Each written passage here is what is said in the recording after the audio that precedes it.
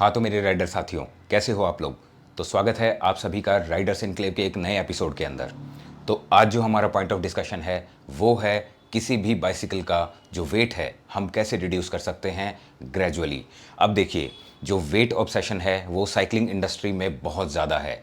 आप ये पाएंगे कि एक लगभग 6 किलो के अराउंड की जो बाइक है 8 लाख रुपए से ऊपर की हमें मार्केट में मिलेगी, इंडियन मार्केट में। और वही बाइक अगर 8 किलो के अराउंड है तो वही बाइक हम 4 लाख के अराउंड परचेज कर सकते हैं। तो यानी कि आप इस बात को समझिए कि कोई भी जो बाइसिकल है वो वेट के अकॉर्डिंग जो उसका प्राइस है वो इंक्रीज़ और डिक्रीज़ होता है।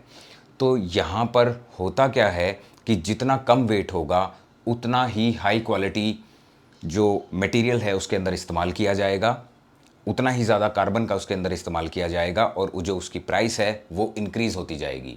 तो यानी कि बहुत सारे राइडर्स जो परफॉर्मेंस राइडर्स हैं वो लाइट वेट बाइक्स का इस्तेमाल करते हैं। और रिसर्च में ये पाया भी गया है कि जो बाइक्स हैं, जो कम वेट की बाइक्स हैं वो थोड़ा सा ज़्यादा परफॉर्म करती हैं, लेकिन उसके अंदर भी एक लिमिटेशन है।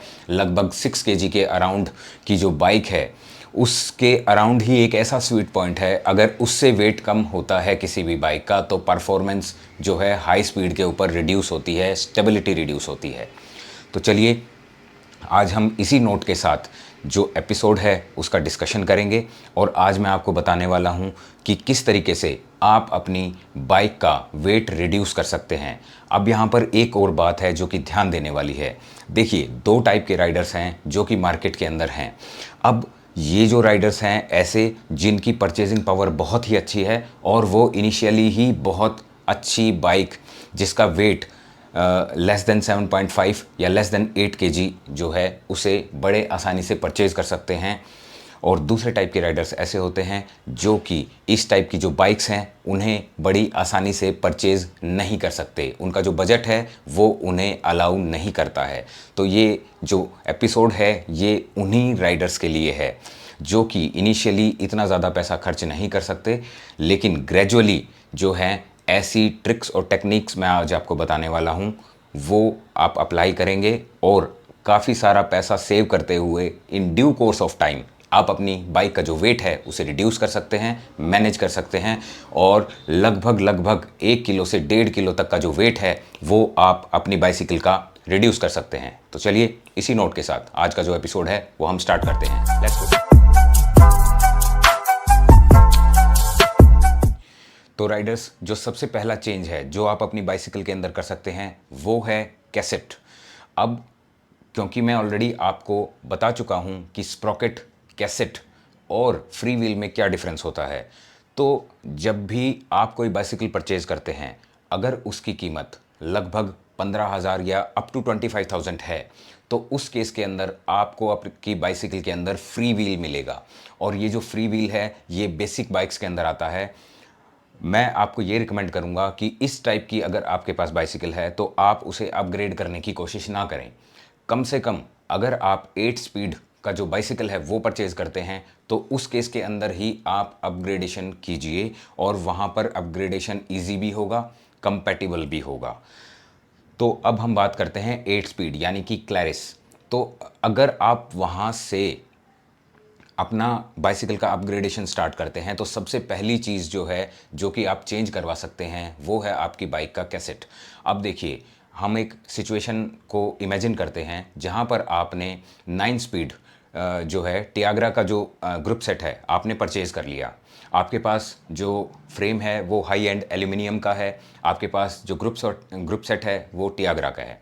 अब आप लगभग 25 टू 30,000 किलोमीटर जो है वो साइकिल चला चुके हैं। ध्यान रखना है, अगर आपने साइकिल परचेज करते ही इस टाइप का अपग्रेडेशन जो है वो नहीं करना। अगर इस टाइप का अपग्रेडेशन आप साइकिल परचेज करते ही करेंगे तो आपकी परचेजिंग पावर है, आप कोशिश कीजिए कि जो अपग्रेड आप साइकिल परचेज करने के बाद करना चाह रहे हैं उसे डायरेक्टली ही परचेज कर लीजिए। यानी कि अगर आप क्लैरिस या टियाग्रा खरीद रहे हैं और आप चाहते हैं कि 105 का ग्रुप सेट उसके अंदर डलवाएं या अपग्रेड करें तो क्यों ना डायरेक्टली 105 ग्रुप सेट इक्विप्ड ही बाइसिकल खरीद ली जाए। आपने ग्रेजुअली करना है, यही सही तरीका है और इससे आपके जो हैं काफ़ी सारे पैसे सेव होंगे।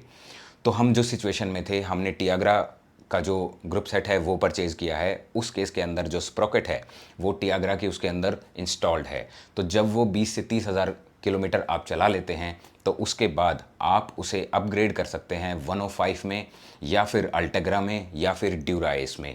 जो भी कंपैटिबिलिटी है वो अपने बाइक शॉप ओनर के साथ डिस्कस करके आप अपनी बाइक के अंदर इंस्टॉल करवा सकते हैं। अब आपको यहाँ पर फ़ायदा होगा लगभग 200 से 250 ग्राम वेट कट होने का, और ये बहुत ही मेजर वेट कट है। और यहाँ पर बस आपने अपने फ्रेम की जो कंपैटिबिलिटी है उसे ज़रूर देखना है। और ये जो अपग्रेड है लगभग 8 to 9,000 के अराउंड आपका हो जाएगा। अब राइडर्स, दूसरा जो अपग्रेड है जो आप अपनी बाइसिकल के अंदर कर सकते हैं वो है चेन का। अब जब आप अपनी बाइसिकल को लगभग 10 से 15 हज़ार किलोमीटर चला चुके हैं तो उस केस के अंदर टाइम आ चुका है कि आप अपनी बाइसिकल चेन को चेंज करें। उससे पहले आपने जब लगभग 10,000 किलोमीटर के अराउंड जब आपकी बाइसिकल चल जाती है तो आपने चेन चेकर से चेक करना है कि क्या चेन को चेंज करने का टाइम आ चुका है। सही समय पर अगर आप अपनी चेन को चेंज करेंगे तो आपका जो स्प्रॉकेट है, आपका जो ग्रुप सेट है, उसकी लाइफ इंक्रीज़ होगी, इम्प्रूव हो जाएगी। तो चलिए, अब आपका टाइम आ चुका है चेन को चेंज करने का। अगर आपके पास लोअर वर्जन यानी कि 8 स्पीड, 9 स्पीड या फिर जो है 10 स्पीड का जो आपके पास ग्रुप सेट है तो उस केस के अंदर आपने जो है अपग्रेड करना है। आप अपग्रेड जो है अल्टेग्रा में भी कर सकते हैं या फिर ड्यूराइस में भी कर सकते हैं। अभी लेटेस्ट मैंने जो मेरा अपग्रेड किया है, मेरे पास अल्टेग्रा का जो बाइसिकल था उसको मैंने ड्यूराइस चेन से मैंने अपग्रेड किया है, और मेरे पास जो 105 से इक्विप्ड जो बाइसिकल था उसकी चेन को मैंने अल्टेग्रा के साथ अपग्रेड किया है। तो यानी एक एक लेवल मैंने अपग्रेड किया है। तो यहाँ पर भी आपको काफ़ी कुछ जो है वेट का कट जो है महसूस होगा। लगभग 50 से 60 ग्राम का जो वेट है, अगर आप ड्यूराइस के अंदर सीधा जो है जंप करते हैं तो वहाँ पर आपको 50 से 60 ग्राम का जो वेट का जो कट है वो अपग्रेड हो जाएगा।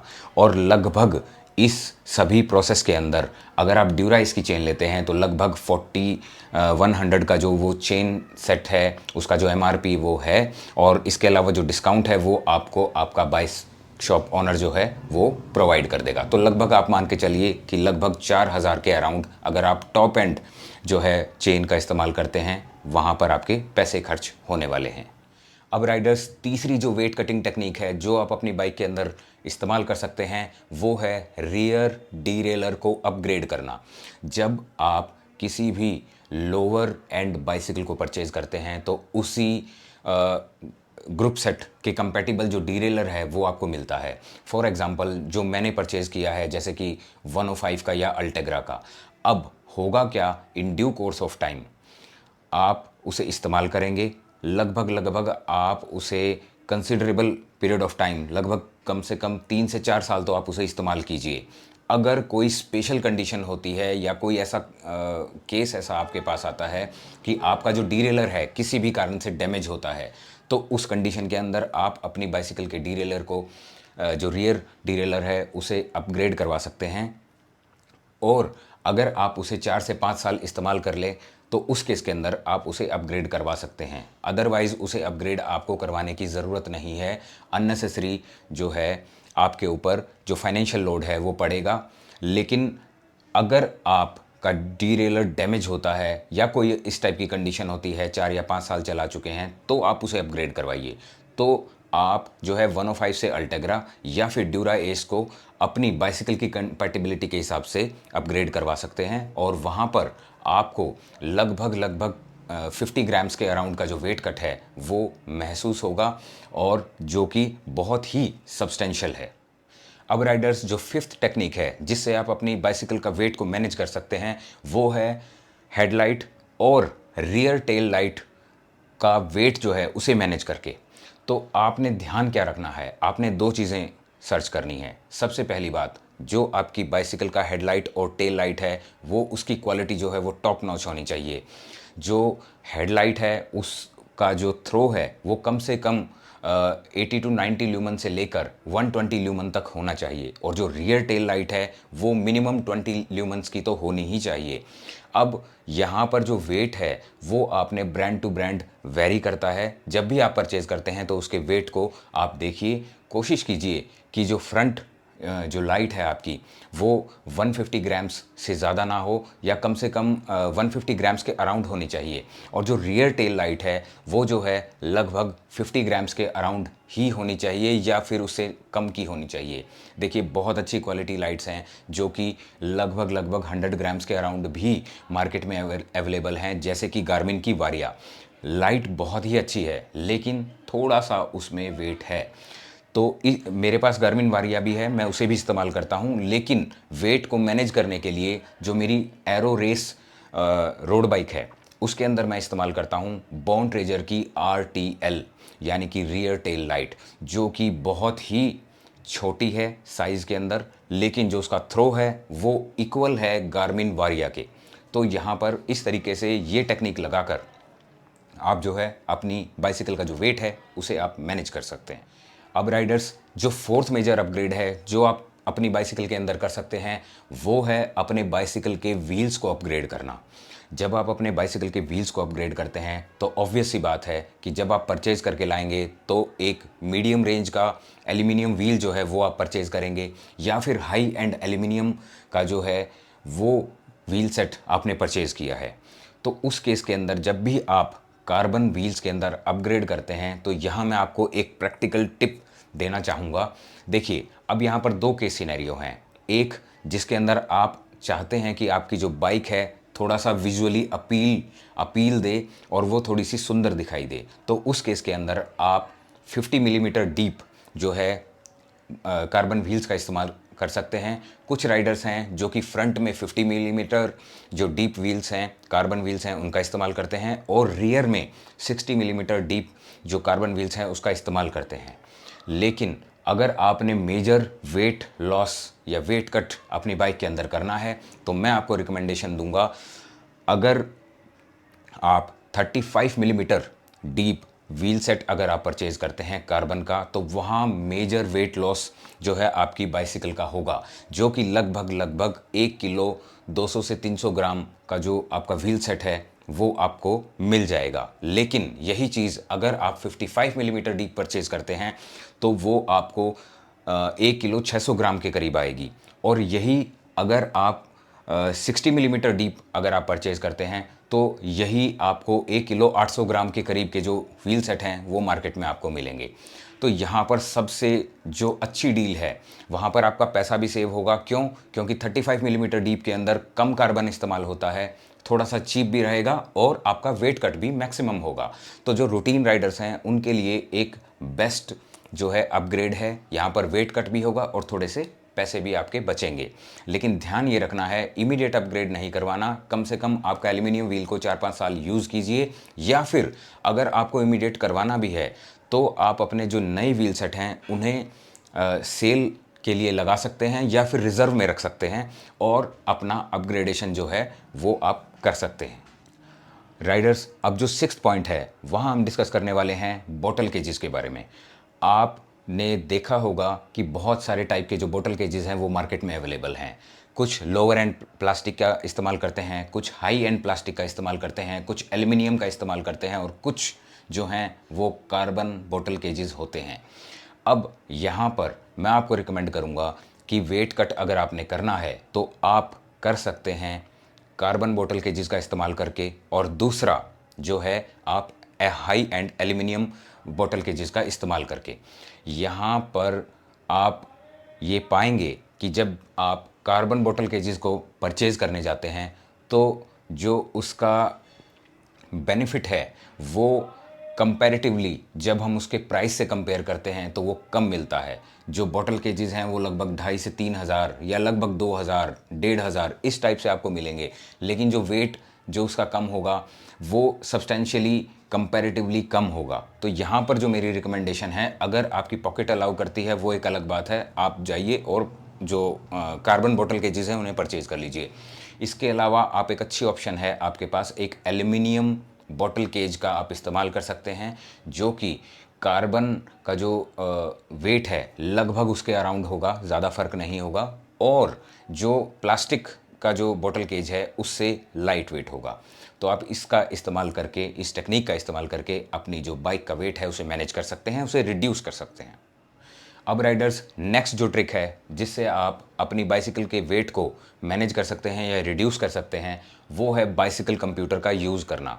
मैं ऑलरेडी आपको पिछले जो एपिसोड्स हैं उनमें बता चुका हूं कि क्यों आपको किसी भी गैजेट की बजाय एक साइकिलिंग कंप्यूटर का इस्तेमाल करना चाहिए। लेकिन उस साइकिलिंग कंप्यूटर में भी अगर आप वेट को मैनेज करना चाहते हैं तो आप हायर एंड जो बाइसिकल कंप्यूटर्स हैं उन्हें इस्तेमाल करने की बजाय अगर आप लोअर एंड बाइसिकल कंप्यूटर्स का इस्तेमाल करेंगे, जिसका साइज़ जो है कंपैरेटिवली छोटा होता है, तो आप ये पाएंगे कि छोटी स्क्रीन के अंदर जो बेसिक जो डेटा है, जिसके अंदर आपका डिस्टेंस हुआ, स्पीड हो गया, पावर हो गया, तो टाइम है, तो इस टाइप की चीज़ें आपको आराम से जो हैं विजिबल होंगी, और ये चीज़ें पूरी करते हुए आप अपनी वेट को जो है, बाइसिकल के वेट को मैनेज कर पाएंगे। तो राइडर्स, नेक्स्ट जो पॉइंट है जिसकी हेल्प से आप अपनी बाइसिकल के वेट को मैनेज कर सकते हैं, वो है पावर मीटर का इस्तेमाल करना। देखिए, अगर आप रूटीन लीजर राइडर हैं, आपको इम्प्रूवमेंट करनी है नो डाउट, लेकिन आपने कोई प्रोफेशनल कोई आपने कंपटीशन नहीं लड़ना या फिर इस टाइप से किसी रेस में नहीं जाना, तो आप पावर मीटर का इस्तेमाल ना कीजिए, क्योंकि जो पावर मीटर से इक्विप्ड जो पीडल हैं उनका जो वेट है वो कंपैरेटिवली नॉर्मल पीडल्स से ज़्यादा होता है।